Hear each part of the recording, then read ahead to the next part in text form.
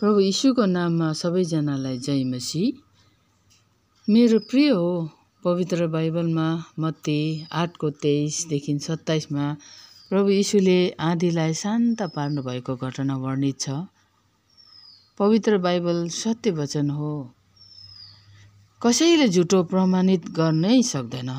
जब उहाँ डुङ्गामा चढ्नु भएपछि उहाँको चेलाहरू पछि लागे अनि हेर, झिलमा ठुलो आँधी आयो र डुङ्गा छालहरूले ढाक्न लाग्यो, तर उहाँ चाहिँ निदाइराख्नु भएको थियो। औ तिनीहरू आएर यसो भन्दै उहाँलाई बिउजाए, बचाउनुहोस् प्रभु, हामीलाई नष्ट हुन लाग्यौँ।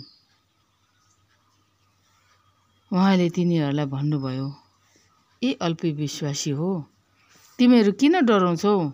तब उठेर उहाँले बतास र झिललाई हकार्नुभयो र आँधी बिल्कुल शान्त भयो।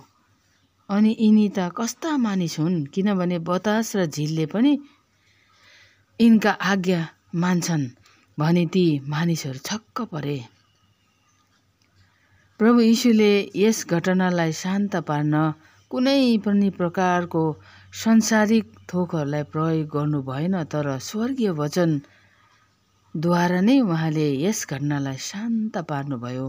किनभने प्रभु यीशु नै हाम्रो मुक्तिदाता हुन्। उहाँमा विश्वास गर्ने कोही नाश हुने छैन, तर अनन्त जीवन पाउँछ। उहाँको वचन जीवित, शक्तिशाली र कार्यशील हुन् र उहाँसँग जीवित वचन भएको पाउँछौँ। यूहन्ना 1:1 भन्छ, आदिमा वचन थियो औ वचन परमेश्वरसँग थियो औ वचन परमेश्वर नै थियो। उहाँ आदिमा परमेश्वरसँग हुनुहुन्थ्यो। सबै थोक उहाँबाट हुन आए औ हुन आएको कुनै एक थोक पनि उहाँ बिना हुन आएन। उहाँमा जीवन थियो र त्यो जीवन मानिसहरूको ज्योति थियो। त्यो ज्योति अँध्यारोमा चम्कन्छ औ अँध्यारो उहाँमाथि विजयी भएन। आमेन।